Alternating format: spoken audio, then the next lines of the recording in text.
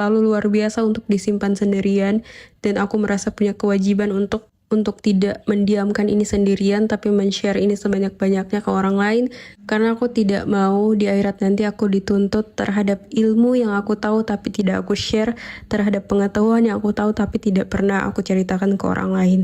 Maaf banget aku harus menjelaskan ini panjang lebar, karena sekarang ini bahkan untuk menjelaskan ilmu pun kita masih mendapatkan hujatan, masih dibenturkan dengan masalah ria, padahal ria itu urusan hati, sementara hati orang lain tidak ada yang tahu, tidak ada yang bisa lihat secara langsung hati, dan sependek pengetahuanku menghakimi hati orang lain tanpa tahu sebenarnya apa niatnya yang sebenarnya, hal itu juga akan diminta pertanggungjawabannya di akhirat nanti. Oke, lanjut. Tadi aku bilang aku selalu merasa cukup, bahkan lebih.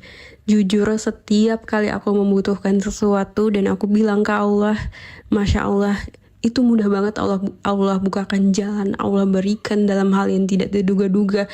Bahkan misalnya aku minta sama Allah untuk dilancarkan rezeki, dibukakan pintu-pintu rezeki. Itu biasanya tiba-tiba ada pintu rezeki yang awalnya macet, awalnya tidak keluar, tidak mengalir uangnya di sana, tidak mengalir rezekinya di sana, tiba-tiba terbuka lebar, dan tiba-tiba rezeki itu mengalir sederas itu. Biasanya tiba-tiba ada pintu rezeki yang awalnya macet, awalnya tidak keluar, tidak mengalir uangnya di sana, tidak mengalir rezekinya di sana, tiba-tiba terbuka lebar, dan tiba-tiba rezeki itu mengalir sederas itu. Nah, ada juga yang benar-benar aku rasakan. Biasanya setiap pagi kalau aku tiba-tiba kepikiran ingin makan ini, ingin makan ikan ini, ingin makan lauk ini, itu kayak gitu, tiba-tiba Masya Allah datang makanan itu lewat perantara orang lain pastinya. Misalnya tiba-tiba papaku belikan ikan yang enak yang aku suka. Misalnya aku pengen makan cumi, dan tiba-tiba ada pedagang ikan yang biasanya lewat depan rumah tiba-tiba bawa cumi, maksudnya jualan cumi dan kita beli. Itu benar luar biasa banget sih menurut aku, kayak Allah bahkan hanya dalam pikiranku, hanya dalam hatiku itu Allah kabulkan. Masya Allah, Allah benar-benar maha baik. Oke teman-teman, aku mau jelaskan tentang apa saja, kegiatan apa saja yang aku lakukan dari jam 2 pagi itu sampai pagi, dan jam berapa aku tidur. Aku juga mau jelaskan tentang tips-tips gimana caranya supaya bisa tetap konsisten bangun di sepertiga malam.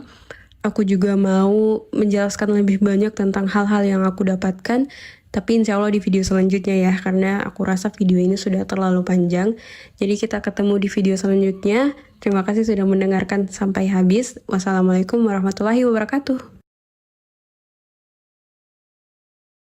Assalamualaikum, selamat datang di channel aku, Wiwi Wijayatullah.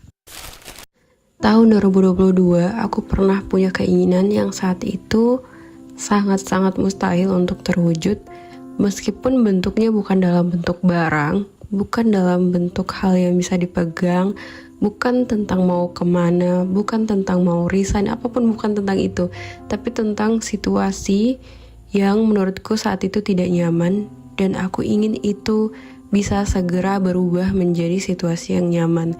Tapi saat itu, kalau dilihat dari kacamata manusia, sangat mustahil untuk terwujud.